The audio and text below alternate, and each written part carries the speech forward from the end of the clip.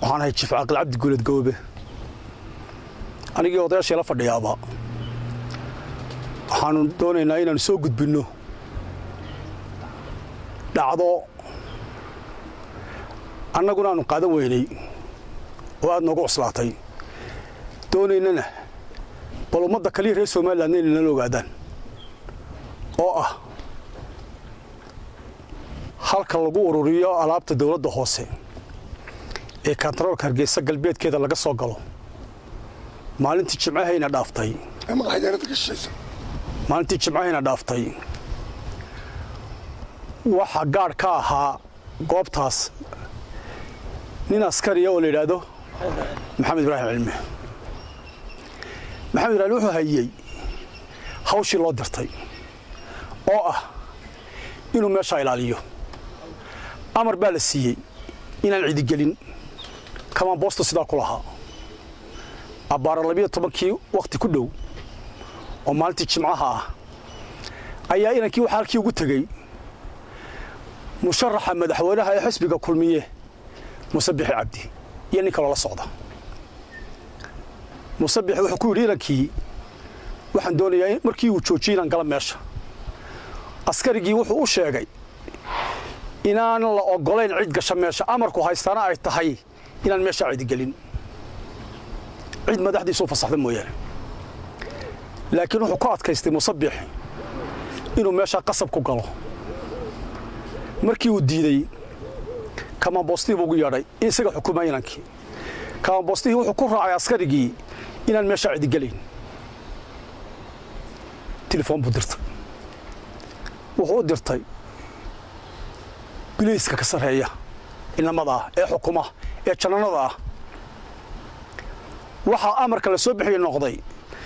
in kama boostii lagu amray inuu soo qaado inanka kama boostii hadda inanku waxbay wada diideen waxay diideen wuxuu ahaa in la gala meesha oo amarkii la siiyay kama boostii isagoo inankii soo wada dhexda waxa kaga hor yimid ciidan bilaysa waa la kaxeeyay ciidankii ku wareejiyay isna shaqadiisii ku noqday waxa la geeyay taliska guudi marka meesha laga xukumo markii horena RRU ay deganayd birmadka halkaas lagu xidhay inankii min maalinta Jimcihii ilaa maanta ka waxay markii dad ehela ah oo inanka eheladiisii ay u tageen booliiskii iyo saraakiishii iyo dawladda hoose meesha u diratay intuba waxa isku raaceen ninkaas inuu u xidhan yahay Musabbix oo Musabbix xidhay haddaba Musabbix maalin walba ma askari bay saystaan maalin walba meena shaqadiisa loo diray oo askari oo gaar ah oo meel istaag baysta miyaanu Musabbix ahayn musharaxa madaxweynaha ee xisbiga kulmiye xisbi xaakimka waddanka xukuma maxaa loo qaadanayaa arinta waxa loo qaadanayaa in halka uu ku jiro dictatornimo inuu ku jiro nidaam la'aan inuu ku jiro isagoo aan meeshiiba tagin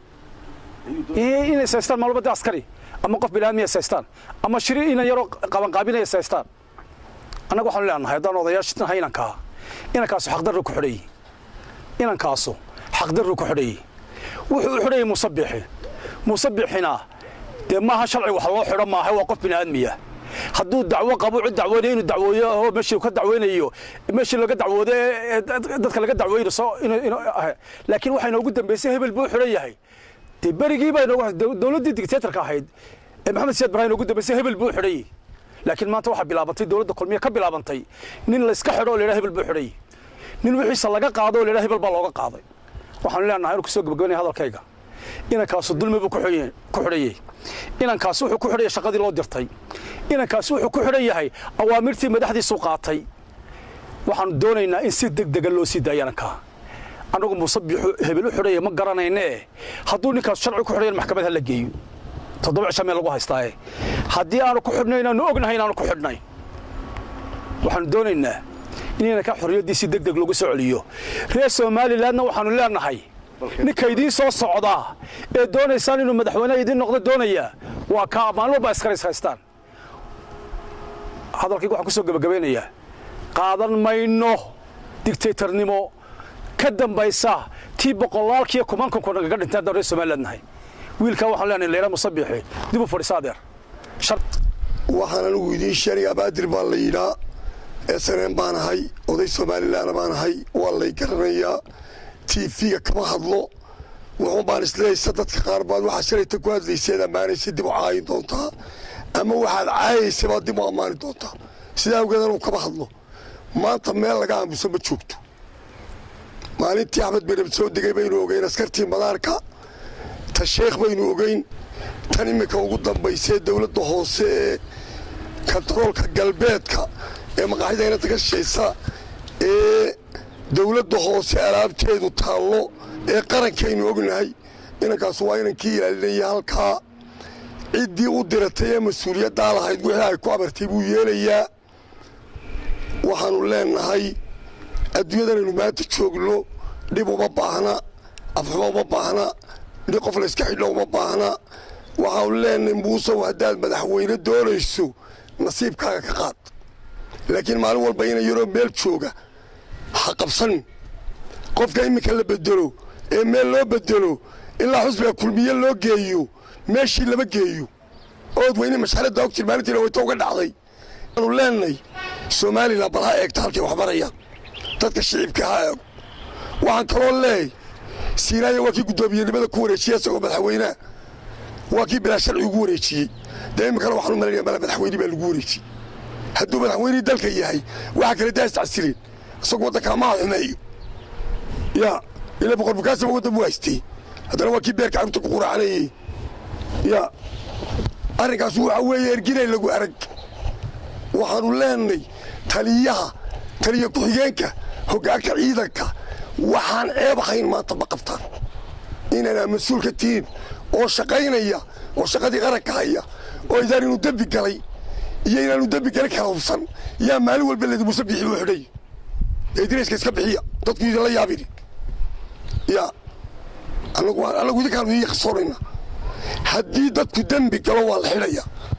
waa la qabanaya waa la ashkataynaya maxkamadda qarankaa la marinaya wixii lagu helaa baa lagu qaadaya qof diidayana badrin qabiil ahaanna u diidi mayno qur ahaanna u diidi mayno ninkaa la yidhaahdo maxamed ibraahim cilmi gondajare wuxuu ahaa askari ka mida askarta qaranka ciidamada qaranka ee booliiska wuxuu ka shaqayn jiray oo uu si dawladda hoose ugu shaqayn jiray askari qaybtaas ciidamada waxa uu joogo la geeyey kaamka iminka loo sameeyey dawladda hoose ee ka shisheeya maqaaxida inanta halkaasuu joogay oo uu ka mid ahaa askarta halkaa waardiyeysa ilaalisa jimcihii sidii horeba loo sheegay saacaddu markay 12 duhurnimo waxa halkaa ugu tegey musabbixi oo baabuur wata oo la socdo nin kale iyagoo markaa laftoodu khamsaan iska sito xataa aanay dharkii caadiga ahaa dharkii jimcee khamsaanta ahaa ay sitaan khamiiska ahaa waxa la isku qabsay meesha waa gelaynaa iyo ma gelaysaan askarigu sidii waajibkiisu ahayd waxa uu sheegay meeshan inaan cid amar la'aan gelin annagu waanu gelaynaa waxaan doonaanu gallaba yidhaahdeen aan idiin weydiiyey wiil kaamboostii meesha markaa inanka ka sarreeyey kaamboostii uu tago wuxuu yidhi cid ha igu soo deynin laynooma ogol cid soo gelaysaa ma jirto inanka uu kusoo wuxuu yidhi cid meeshan looma ogol cidna geli maysa iska taga shaqadii markaa inanku hayay waxay isu beddeshay intuu muuse telefoon qabsado inuu la hadlo taliyayaashii markaa ka sarreeyey ama ha noqdaan ina fadal oo jananka booliiska ama ha noqdaan hoggaamada kale siduu inanku noo sheegay telefoon buu qabsaday telefoonkii uu qabsadayna waxaa ku xigtay ninkii kaamboostaha inta la soo hadlay inuu yidhaahdo bal soo fuulayna mari waa lana dacweeyey inankii waxaa gaadhi laga hor keenay istabta galbeedka oo baabuur booliisku leey kaga hor yimi inankii sidii baa lagu soo katiinaday oo lagu soo kaxeeyey waxaa lagu xidhay xerada birmadka ilaa xilliga aynu joogno iyo ilaa taymka waxa u dhaxaysay 7 maalmood 7 maalmood inankii halkaas ku xidhan yahay annagu haddaanu ehelkiisiinahay marka xataa aanu saa wuxuu geeyay waxaa leeyahay cid looma ogola inankaasoo si gaara baa wax loogu ballamiyey intii aanu u tagnay ee maamul ku saabsanayd hadday tahay booliiska iyo hadday tahay hogaamada iyo hadday tahay maamulka booliiska u sarreeyaba hadalkoodu wuxuu ku soo ururay inankaasi waxa uu xidhan yahay muuse biixi muuse annagu sidaanu ka filaynay dee nin musharaxa oo madaxweyne u sharaxan oo qaranka Soomaaliland ka mid ah ayaanu ku ogeyn muuse annagu kumaanaan ogeyn madaxweynaha jamhuuriyadda Soomaaliland ciduu doonana xidhaya ciduu doonana furayay amarkiisu dee ka sareeyay waxaan meesha Soomaaliland joogaba sidaa hadday tahay oo muuse uu yahay musharaxii u tartamayay madaxweynenimada waxaan leenahay dee muuse oo kabku leeg xidho weli madaxweyne maad gaadhine kabku leeg xidho haddii Soomaaliland maanta ay taagan tahay wixii muuse yiraahdo ha loo qabtana shacabka qaranka reer Soomaaliland waxaan u sheegaynaa wardee meeshii godba wadanka god buu ku dhacay dee Soomaaliland ha tashat ee ka dhacday Hargeysa dhacdadanu annagu waan la yaabnay reer ahaan iyo ehel ahaanba muuse waa musharax masagoon meeshaba gaadhin ninka waxaa sii samaynaya bal Soomaaliland muxuu samayn doonaa berri dhacdadii airportka waa ogeydeen ina mira markuu soo degayay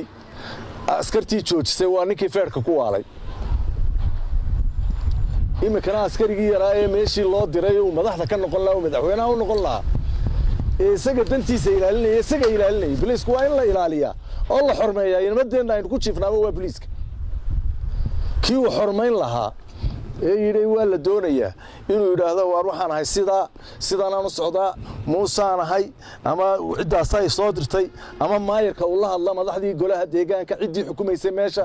oo uu yidhaahdo iyaga la hadlu yidhaahdo inankii way ii diiday ii fasaxa aan meesha soo eegay ayay ahayd ma aha inuu ku khasbadee waxaa kaloo la yaaba kaamba boostihii inanka ka sarreeyey ee markii uu u sheegay amarka siiyey haddii dee dembi dhacay oo dembi muuse ka galeen maxaa labadoodaba loo xidhi waaya labaduba diidee maxaa inanka ka haystay oo gaar loogu xidhay waa la yaab Soomaaliland waxaan leenahay waa dictatorkii dubuu doonaya dee inuu waa kala guurdee aan kala guuro ya dagaalo sokeeyuu dee soo wadaa waa halkay ka bilaabi jirtay badday ka bilaabi jirtuu cagacagaynaya dagaalo sokeeyuu soo wadaa waarmi aynu istaghfirlaysanno kanu musharax ma aha cid kale ha keenan kulmiyadee muusow waxaan ahay jaamac ismaaciil nuur ninkii jaamacada shiloorin jiray islaama isku taqaaneen baa isla markaad ka soo gashayna waynu isgaranaynaa halkii ay kubiya beesha iyo waxaad ka ahaydna waynu isgaranaynaa maantana madaxweyne aad u sharaxantay innagoo waxaa tahay aynu isgaranayno iyo waxaan ahay inankuu shaqaynayo ummadda u shaqaynayo kulmiye u shaqaynayana gurigii loo diray intaad ugu tagtay ayaad ka soo xidhatay sidaa madaxweyne ku ahaan maysid ninna ku ahaan maysid wixii aad ahaan jirto umaad ku noqotay